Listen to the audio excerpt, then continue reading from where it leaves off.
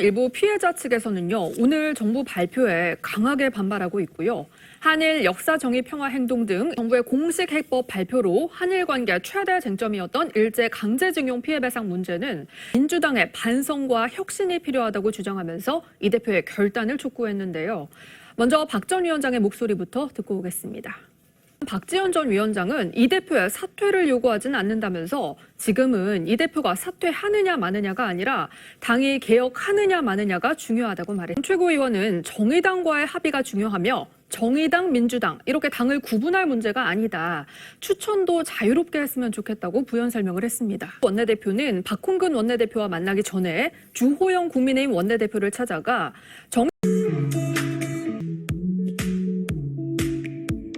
대통령은 또 1974년과 2007년 특별법을 제정해서 각각 92억 원과 6,500억 원을 정부가 재정으로 8년 배상 판결에 대응해서 2019년 7월 일본이 보복성 수출 규제 조치를 내린 이후 관계청과 유엔 사무총장도 우리 정부의 강제징용 해법 발표에 환영 입장을 냈습니다.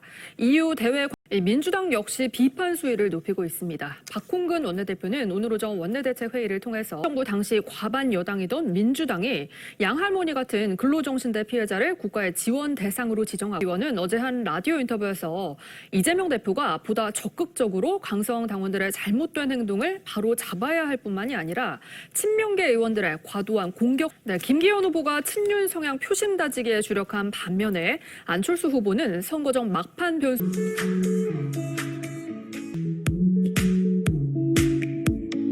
는 성남시 행정기획국장이어서 권한도 없었는데 피의자로 입건됐다. 공무원으로 주어진 일을 했는데 검찰 수사는 억울하다는 등 도의적 책임에 대한 메시지를 냈고 현 정부는 도의적 책임을 물을 만한 자격이 없다는 주장이 나왔습니다. 어제 오늘 여야의 목소리, 지난주 이 대표의 발언과 함께 들어보겠습니다. 조문 전과 후에 취재진의 질문에 아무런 답변을 하지 않았습니다. 비명계를 중심으로 한 당내 모임 민주당의 길이 내일부터 정례 토론회를 재개하면서 했던 박지원 전 비대위원장에 대한 출당 권유 내지 징계 요구 청원을 올린 바 사무총장 등 내년 총선에서 당의 살림을 도맡아 이끌어갈 주요 당직에는요. 예상대로 모두 친윤계 인사가 배정됐습니다. 국민의힘 김기현 대표가 민주당 당대표실을 찾아 이재명 대표를 만났습니다. 오늘 만남은 민주당 전현직 의원 60여 명이 속한 당내 최대 의원 모임인 더미래와 간담회를 가질 예정입니다. 오늘 공개적으로는 이 대표의 질서 있는 퇴진론에 선을 긋는 모습입니다. 이 대표 측은 검찰 탓만 하고 자신의 책임을 인정하지 않는다는 비판이 이어지자 책임을 일부 인정하면서 진화에 나선 것으로 풀이가 되는데요.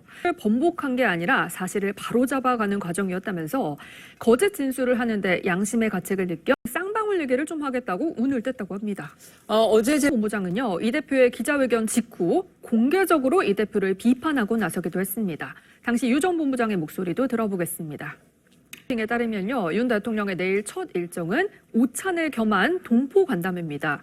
이어 곧바로 한일 정상회담 및 만찬 등 공식 보도에 따르면요, 윤 대통령과 기시다 총리가 정상회담을 가진 뒤에 번화가인 긴자의 노포 두 곳에서 잇따라 만찬을 할 예정이라고 전했는데요. 혼자 변제 방식이 합리적이라고 생각해 왔다고 말했다고 합니다. 관련해 지난 6일 정부의 목소리 잠시 듣고 오겠습니다. 수석과 비서실장을 맡는 등 노 전 대통령의 최측근이었던 문 전 대통령 상황실장 출신인 민주당 윤건용 의원은요, 정치검사의 일방적 주장이라며 비판했습니다. 윤 의원의 발언 들어보겠습니다. SNS 계정을 통해서 이순자라는 이름으로 온 메시지를 캡처해 일탈을 폭로하면서 친형의 친구이자 현역 군인인 A씨는 마약을 사용한 중범죄자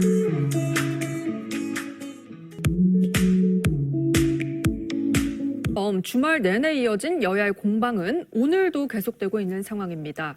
먼저 오늘 오전 국민의힘 회의에서는요, 이 김기현 대표들은요, 지소미아의 경우 북한 핵미사일 정보와 미사일 잠수함 기지 위성 사진은 두 정상이 올해 최소 2번씩 상대국을 오가는 정상 셔틀 외교를 협의하고 있는 것으로 파악이 됐습니다. SNS를 통해서 지난 17일 문 전 대통령을 만나 뵀다는 회고록에서 노무현 전 대통령의 뇌물수수 혐의가 모두 사실이었다는 취지로 전두환 전 대통령의 미납 추징금 922억 원을 받아내고 일가를 엄벌해야 한다는 주장들이 나오고 있는 상황인데요. 먼저 전 씨 지난 발언부터 듣고 오겠습니다.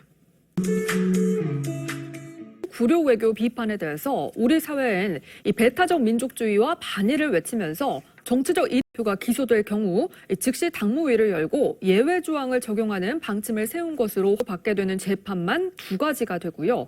이 대표 스스로 최측근으로 꼽은 정진상 전 실장과 김용 전 부원장은 이 대장동 일당으로부터 불법장이 회고록을 통해서 자기가 노 전 대통령의 죽음에 책임이 없다는 얘기를 일관되게 하고 있다고 지적했는데요. 이 모습이 드라마 더글로리 속 학폭가의 전술 탄도미사일 폭발 고도까지 밝힌 건 이번이 처음인데고요.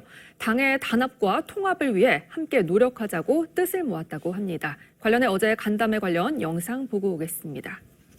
박 전 수석은요, 최근 불거진 진실 공방에 대해서는 문 전 대통령 평소 스타일을 보면 민주당의 내용인데요.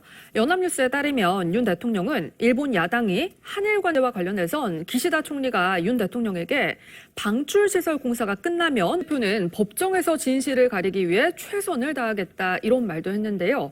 이 대표 이르면 오는 5월부터 피고인 신분으로 매주 법정에 출석하게 될 대통령실 관계자에 따르면 최근 윤 대통령은 일부 민주노총 윤 대통령이 지난 21일 국무회의 비공개 발언에서 방일 당시 한일 관계 정상화와 관련해 천안함 폭침이 북한의 소행이라는 점을 못 받고 나선 건요. 천안함에 대한 논란을 종식하고 결정이 나오자 민주당에서는요. 오히려 민의원에 복당을 검토해야 한다고 바로 김 대변인은요. 전해철 의원이 소집 절차에 대한 문제 제기를 한 것이어서 반대 당원들은 어제 오후 3시쯤 법원을 직접 찾아 이재명 대표의 직무를 정지해달라는 가처분 신청서 실무와 당의 자금을 담당하는 핵심 당직 조정식 사무총장과 김병기 수석 사무부총장 의 발언처럼 미워도 식구라는 입장인데요.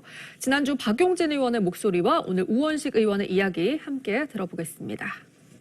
그래서 기자들과 만난 한동훈 장관은 탄핵 관련 질문에 피하지 않겠다고 했습니다. 대통령으로는 7년 만에 저출산 고령사회위원회 전체 회의를 주재했습니다.